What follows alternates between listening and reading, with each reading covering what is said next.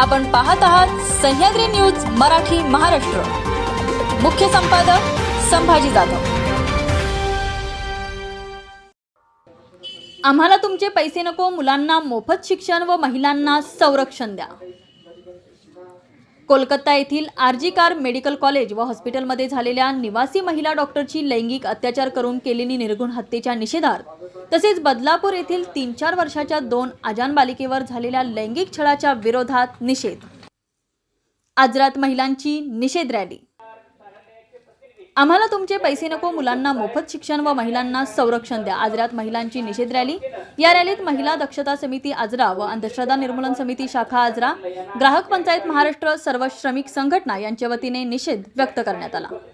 वरील दोन्ही घटना माणुसकीला काळीमा लावणाऱ्या आहेत। संबंधित आरोपीची चौकशी होऊन लवकरच कार्यवाही व्हावी। या देशातील लहान बालिकांपासून सर्व क्षेत्रातील स्त्रिया सुरक्षित नाहीत याचा गांभीर्याने विचार व्हावा। यासाठी आज दिनांक 22 रोजी छत्रपती शिवाजी महाराज मूर्तीपासून तहसीलदार कार्यालयापर्यंत या निषेध रॅलीमधून काढून निषेध व्यक्त केला। महिलांनी घोषणांनी परिसर दणाणून सोडला। यावेळी गीता पोतदार यांनी विविध मागण्या केल्या। यामध्ये महिला अत्याचार विरोधात कडक कायद्याची अंमलबजावणी करा, पोक्सो कायदा कडक करा, पार्नवर बंदी घाला। यावेळी डॉक्टर स्मिता कुंभार, प्राध्यापिका शुभांगी सावंत, माजी नगराध्यक्षा ज्योत्स्ना चराटी, माजी सभापती रचना होलम, छाया तिप्पट तसेच विद्यार्थिनी लावण्या शिरपूरकर, समीक्षा कांबळे यांनी झालेल्या घटनेचा निषेध व्यक्त करत महिला संरक्षणाबाबत प्रश्न उपस्थित करत आपल्या मनोगतातून विविध मागणी केल्या। यावेळी आजरा सपोनी नागेश यमकर व मंडळ अधिकारी आनंद चौगुले यांनी निवेदन स्वीकारले। यावेळी माजी नगरसेविका सुमय्या खेडेकर तसेच सौ धनश्री देसाई, अनुसया पाटील, कल्याणी सरदेसाई, डॉक्टर अंजली देशपांडे, प्राध्यापक धामणेकर, पद्मजा पिळवणकर, भैरवी सावंत, गायत्री पाटील तसेच मुकुंदराव देसाई, शांताराम पाटील, शिवाजी गुरव, काशीनाथ मोरे, संजय घाटगे, सुधीर सुपल, प्रभाकर कोरवी, आनंद घंटे, मानसिंग देसाई सह विद्यार्थी सह महिला, सामाजिक कार्यकर्ते, विविध पक्षाचे पदाधिकारी मोठ्या संख्येने उपस्थित होते। तर महिलांनी आता धाडसानं पुढे यायचं की नाही, किंवा महिलांनी कुठल्याही शिक्षणामध्ये याच्यामध्ये पुढे जायचं की नाही, असं एक फार मोठं प्रश्नचिन्ह आपल्या सगळ्यांच्या समोर उभं राहिलेलं आहे। विचार करा, एका नराधमाच्या एका कृत्यामुळं आज आपण एका चांगल्या डॉक्टरला मुकलेलो आहोत। आपण डॉक्टर म्हणजे देव मानतो, कारण आपल्याला आजारपणातून डॉक्टरच वाचवतो। बऱ्याच वेळेला आपण मृत्यूशी झुंज करत असतो, त्यावेळी डॉक्टरच आपल्याला त्यातून बाहेर काढतो। आणि ते शिक्षण घेण्यासाठी त्या मुलींच्या आईवडिलांनी किती पैसा खर्च केला असेल, म्हणजे त्यांचं आर्थिक पण नुकसान आहे आणि भावनेचे नुकसान त्यांच्या आईवडिलांचं जे झालेलं आहे त्याला काही आपण बोलू शकत नाही। त्याचप्रमाणे ही दुसरी जी घटना आहे घडलेली ती बदलापूरची घटना आहे।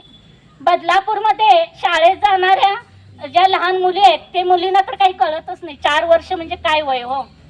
तर आपण म्हणतो की बायकांनी चांगले म्हणजे हाफ ड्रेस घातले किंवा शरीर प्रदर्शन केलं तरच त्यांच्यावर बलात्कार होतो, पण बलात्कार हा मग त्या मुलीवर का झाला हा प्रश्न सुद्धा आपल्या डोळ्यासमोर उभा राहतो की या छोट्या मुलीवर का बलात्कार होतो।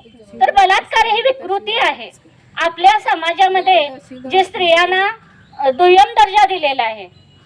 परंपरेने आपल्याला स्त्रियांना दुय्यम दर्जा दिलाय आणि त्यातून पुरुषी वर्चस्व दाखवण्यासाठी वर्चस्ववादातून बलात्कारासारख्या घटना घडतात।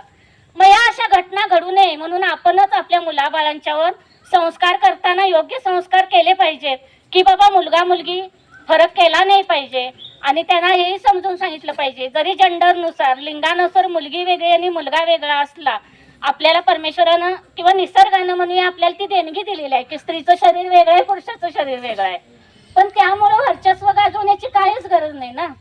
तुम्ही एकमेकाशी माणूस म्हणून राहिलं पाहिजे, माणुसकीनं एकमेकाशी व्यवहार केला पाहिजे।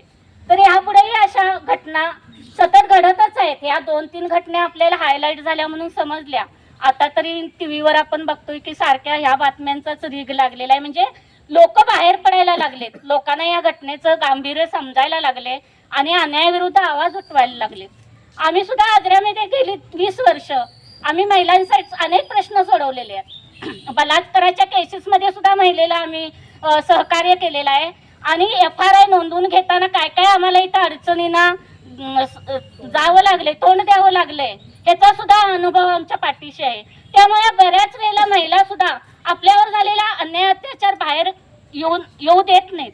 कारण पोलीस स्टेशनला गेलं सहकार्य करणार असतील तर ठीक आहे, नाहीतर पोलीस स्टेशनला सुद्धा काही काही वेळेला महिलांनाच बोललं जातं. बिचारी न्याय मागायला आलेली असते, एकतर कधी घरातनं बाहेर पडलेली नसते आणि इथं सुद्धा त्यांना न्याय मिळण्याएवढी त्यांना जर आगानं आणि तापून बोललं तर त्या घाबरल्या जातात आणि मग त्या पुढंच येत नाहीत. मग अशा वेळेला सुद्धा अनेक महिलांना आम्ही आधार दिलेला आहे आणि त्यांच्या पाठीशी उभं राहून आम्ही अनेक ह्या अशा घटनांमध्ये त्यांच्या पाठीशी उभं राहिलेलो आहोत. आज तुम्ही सर्वजण, सर्व पक्षाचे, सर्व संघटनेचे नेते मंडळी, सामाजिक कार्यकर्ते, आपण सर्वजण आणि बऱ्याच संख्येनं महिला बाहेर पडला आहे बघून खरोखर खूप बरं वाटलं की अत्याचार हा दबून घरातनं रुसून बाहेर पडली आणि मंदिरामध्ये जाऊन बसली. दिवसभर मंदिरामध्ये बसली. मंदिरातल्या त्या पुजाऱ्यानं त्या मुलीला खाऊ पिऊ घातलं, चहा पाणी दिलं, गोड बोलला. तिला निरागस मुलीला काय करणार आणि रात्री त्या मुलीवर त्या पुजाऱ्यानं बलात्कार केला आणि तिला मारून तिला झाडीमध्ये फेकून दिलं. या ज्या घटना अशा घडत असतात त्या बाबतीत प्रशासनाचं पण दुर्लक्षच आहे. इतर गोष्टीमध्ये ते आपलं राजकारण आणि ह्या इतर गोष्टींमध्ये किंवा स्वतःचे हेवे देवे बघण्यापेक्षा शासनानं या ज्या असे घटना घडतात यासाठी कडक कायदे केले पाहिजेत आणि जे कोणी अत्याचार करणारे आहेत त्यांना फाशीसारखीच शिक्षा दिली पाहिजे. पोक्सो कायदा कडक केला पाहिजे. आम्ही निवेदनामध्ये काही गोष्टी दिलेल्याच आहेत की तुम्ही पोक्सो कायदा जो आहे कडक करा. महिलांच्यावर अत्याचारासाठी जे कायदे आपण निर्माण केले त्यामध्ये बदल करा की जेणेकरून असं कृत्य करायची, महिलांवर अत्याचार करायची परत कुणाला धाडस होणार नाही. अशाच आपल्या जिल्ह्यातील रोखठोक बातम्या पाहण्यासाठी चॅनेलला लाईक, शेअर व सबस्क्राईब करा. धन्यवाद.